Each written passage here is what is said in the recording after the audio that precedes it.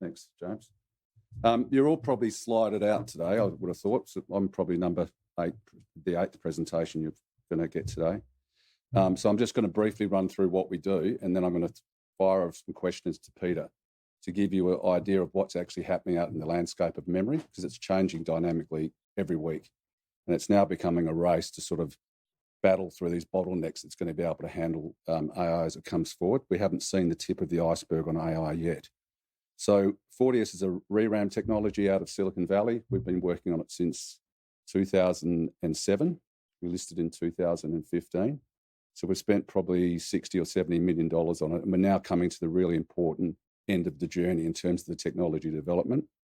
So our technology is slightly different in terms of the way we operate the cell. And the uniqueness of the way we operate our cell is testament to the partners we've been able to attract. So we're now working with Infineon. We announced that in December last year. Infineon's a $70 billion company. It's the largest semiconductor business in Germany. Turns over about 16 billion euros, sorry. And so we've started to work with them in terms of the next stage of our development going forward. And we've been working with IMAC since 2017, Mark, that's about right, 2017. And they're one of the largest research institutes in Europe. So they have about 3,500 employees. They turn over 800 million euros, and they're not for profit. So those two partners are really important for us. And I think the uniqueness of our technology, as I said, is testament to the fact that we've been able to attract them as partners going forward. So going forward, in terms of memory, I'm just going to ask Peter a series of questions which he'll answer, and then you'll get the flavour of how we're going to fit into that architecture going forward. So Peter, what is the memory bottleneck in the context of AI systems, and why has this become a critical issue? Well, hello there. I hope you can all hear me fine. Pleased to join from California. My name is Peter Heim. So memory bottleneck is something that is becoming an issue across all AI systems, especially the large language models. It really refers to the fact that the processing power has scaled over the last several years much faster than memory bandwidth and memory density has. And with the AI systems needing all of this data to be as close to the compute core as possible, the bottleneck really becomes the ability to get the data in and out of the processor as fast as possible. So especially as these language models get larger and larger, the real bottleneck is becoming getting access to that data in order to run these models and not the processor itself.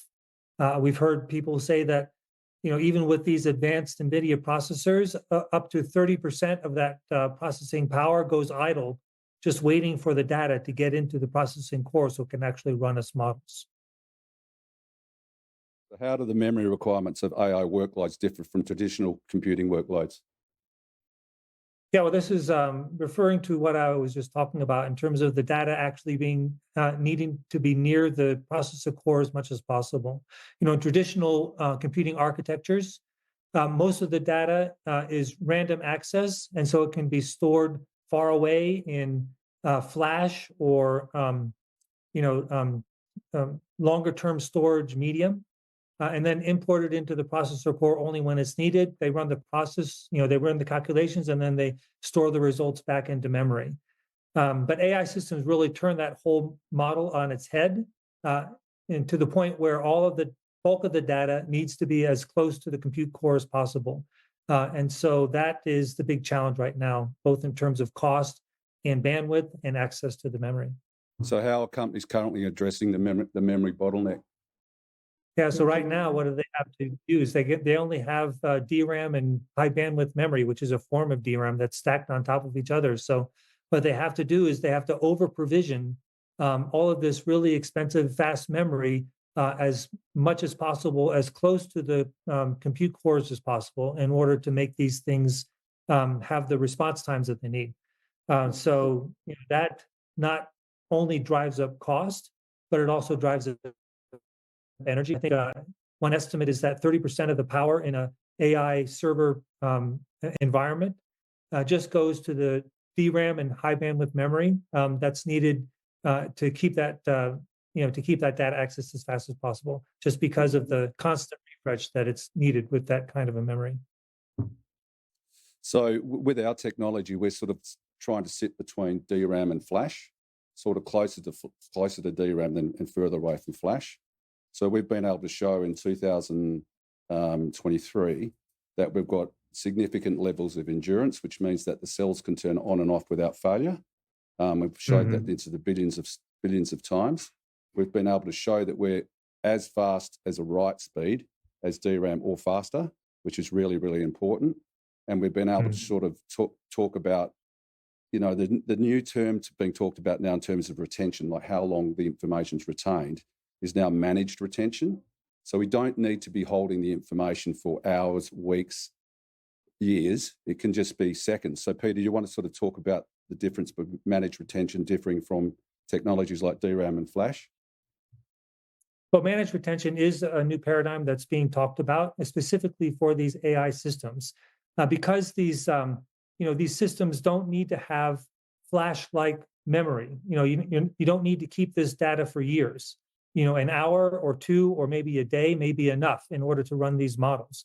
So it's a trade-off between the long-term storage of flash and the high-speed access of a DRAM or high bandwidth memory.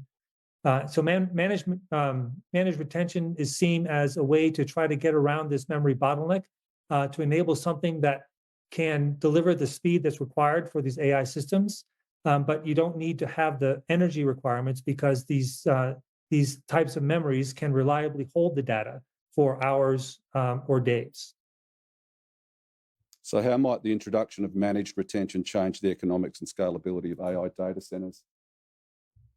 Managed retention really allows you to have a memory solution that's optimized for AI systems that can be built on standard CMOS processes. So it's much more economical in order to build than they have to do this high bandwidth memory, which is really a very expensive DRAM process that they have to thin out and then stack on top of each other and then package in order to get that kind of a high bandwidth performance. So if you can come up with a solution that's CMOS compatible, that has the same speeds as DRAM, and has that kind of managed retention capabilities, then it could be a game changer, not just in terms of the cost economics, but also the energy economics. Where does 40S fit in the evolution of memory technologies then? Well, we've been really the pioneer about being able to consistently demonstrate a managed retention capability in our memory cell going back many years. And as David, as you previously just mentioned, we've been also demonstrating performance on par with DRAM in terms of its rewrite performance. So this is something that we've been pursuing using this type of ReRAM called PCMO. It's different than other types of ReRAM, like a Weebit type of a ReRAM. But those types of memories are really targeted for different types of applications. So right now we only see 4DS as being the technology solution that can really provide this sweet spot of having a managed retention capability, DRAM-like speeds, and the high endurance that you're going to need in order to have these kinds of high reliable AI systems. Okay, so what can investors look forward to in the next little while coming out of California? Well, I think you've already mentioned some of the key capstones that are coming up in terms of our work with Infineon on developing a custom memory cell for this technology. And that's really the critical thing. So just being able to demonstrate the technology is super important. But for our semiconductor partners that may eventually license this technology, they need to see it configured in an actual working memory cell. So that's what we're working with Infineon right now. Of course, we've got the 20 nanometer lot that just came out of IMEC, excuse me. In fact, it just shipped last week. So we're anticipating getting that received into California and being able to begin to do that test. That's super important because that will show that we can demonstrate a generational technology in terms of having an area-based ReRAM technology that will scale with each successive technology node. So going from 60, which is our previous generation, 60 nanometers on a side, down to 20 nanometers on a side, we expect to be able to demonstrate the direct scaling in terms of uh, energy and other parameters. Yeah, so it's not by fluke that we're working with Infineon. We know that Infineon have been working with TSMC on ReRAM technologies, but it's more an embedded ReRAM. It's not an area-based ReRAM like ours. So there's definitely an interest from them, albeit we are paying them, but an insignificant amount compared to their overall revenue. So there's definitely a level of interest from them. So they've given us 8 of their top engineers to work on this, and the work's already started back in January, and we meet with them once a week. In fact, I'm going up to California in June to sit down with the head of memory with Infineon, and also have access to the COO of iMac, who it's unusual to actually be able to get Rudy, but he's always willing to take a phone call from me or from Peter or from Ting, whoever it might be. So there's a level of interest in both of those companies about what we're doing. So you can't just walk into iMac. You have to have something which is really, really unique in order for them to work with you. They're looking to sort of change the world, these guys, and they can see the future 5 years out, but they won't tell you what it looks like because they're working with all the top companies in the world. But they definitely can see 5 years, 10 years out what's going to be happening. For us to still be working there, and they could take on plenty of clients, trust me. For us to still be working with iMac is really a testament to the uniqueness of what we think we have, and to follow that up with a collaboration with Infineon is really, really important for us, and was something that sort of came out of the blue. So they've been watching what we do for many months, and I was up there in October last year and sat down with them and delayed my trip, actually stayed another couple of weeks so we could get this deal over the line with them. So it's a really important transaction for us and a relationship. From a market perspective, our market cap's only $60 million. And when you look at the comparables, we're well below. So as we're moving into results in the next sort of 6 to 8 weeks, I think you're going to see a significant re-rate of the stock. If we get a positive result, I think, we'll be back in the early teens, because that's really what we probably are worth. We're not worth $60 million at the moment. And thankfully for James, he helped fully fund us for the balance of this year. So in the next 6 to 8 weeks, if we get what we're hoping to see in terms of being able to scale down from 60 nanometers to 20, that's really, really significant. And that's something that, someone like an Infineon needs to see. Because if someone's going to acquire the company, they need to know that they're going to have generation 1, generation 2, and generation 3, and generation 4 of a product. And that's what Western Digital, who's one of our joint development partners as well, they talked about ReRAM being a scalable technology. So what they mean by that is that it's a technology that can be scaled over many, many years and many generations. And that's one of the reasons Western Digital were interested in it. They still work with us. We still show them the results. But I think, it's unlikely that, it's Western Digital's got some internal problems, I think.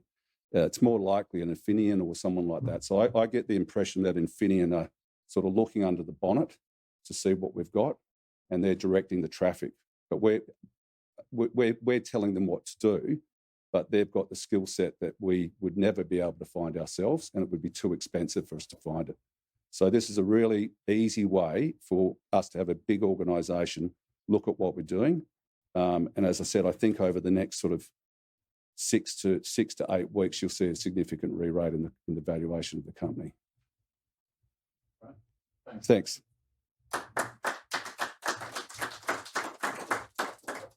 Thanks a lot, David. Thanks, Peter. We'll open it up to questions from the floor. Hi, Peter. It's Steph from Blue Glass. Just a quick question for you. For commercialization with, for example, Infineon, do you have to insert new fab equipment, or are you utilizing standard fab equipment for your process? Our technology uses standard fab equipment for all of its processes. That's why we call it back-end compatible with any CMOS line that's out there. We're able, the good thing about working with an iMac is that it has advanced equipment that's compatible with all the advanced fabs around the world. So it's one of the things that gives us credibility, I guess you can say, when we're talking with somebody like an Infineon in terms of being able to be imported into their process. Ting Yen, who's our CTO, he couldn't be here on this call, but his whole career has been in what we call process integration, which is taking these new processes and integrating them into existing fabs around the world. So he has done advanced process integration into leading edge fabs for 30 years. And so he has architected this entire process, not just to make sure that it performs, but to make sure that it is as seamless as possible when you're looking to integrate it into a fab. Kevin? Nobody else? Okay.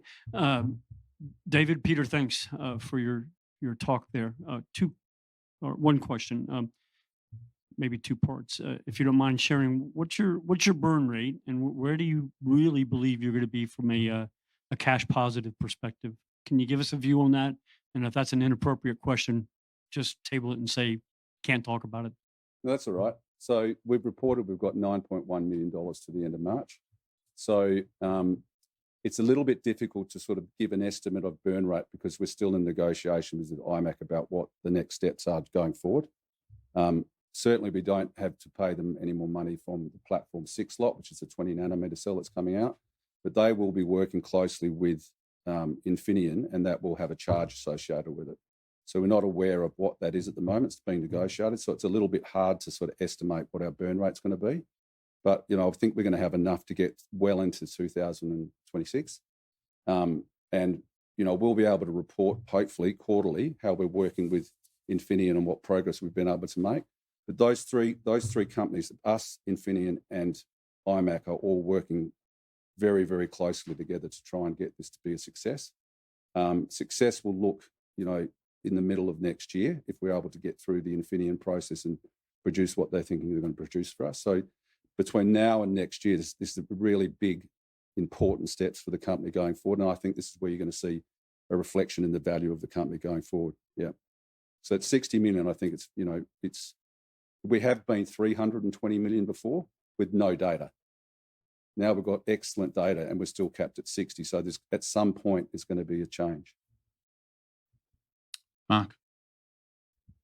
Yeah, thanks. Just following up on that last bit, what needs to happen between now and say middle of next year in terms of development, in terms of checks, testing, that sort of thing, to get there? Well, Peter can answer that. Well, we have a time frame already laid out in terms of the milestones for the chip development, and that's a fairly standard process in the semiconductors in terms of going through the architecture and coming up with the various gates in terms of simulation and performance, and some design decisions in terms of how do you actually design this memory cell to be customized for the 4DS process or the 4DS technology. So all of that stuff is going on right now. I think getting through that process will deliver to us very robust design for this memory cell, and that will be backed up by all of the simulation data and all of the testing data that we can do in the design phase of the process. And then at that point, then we'll be working with Infineon and IMEC and the foundry in terms of negotiating getting that thing actually built, so we can do the testing of the actual memory cell itself, and that will take us into 2026, like David was talking about. This was always something we're going to have to do. We're always going to have to find a partner like Infineon to take this forward. So we're quite lucky that we actually have. It's quite surprising, actually. I think it's. Sorry, yeah, I just wanted to mention that when we were out last year and talking about our progress, the goal at that time was to find a partner to work with us on developing this memory cell to this next logical step. So the fact that Infineon came to us late last year and said, "Hey, we've been watching you guys. Maybe we think that there's something here," is really significant. And let me just say a little bit about a company like Infineon, which is a memory company, very well established in the semiconductor space. They will have a whole a library of different memory technologies at their disposal at all times, and they evaluate all of the new memory technologies that are on the horizon. So they always have the opportunities to explore new technologies, far beyond what 4DS can do. So the fact that they decided to give one of their development slots to us through this partnership is significant. It does mean that they think that there's something there, so they are very much of an active partner in terms of helping us realize this this process of turning our really promising technology into an actually working memory cell. I've been penalized the last question. So, Peter, first of all, interesting stuff you got going on there. There's been a lot of work in ReRAM in the last 5 years plus. Where do you see yourselves right now in the competitive landscape? Can you give us a feeling for that? Yeah, I just briefly alluded to it before that said that Weebit was really targeting different applications than what we're targeting.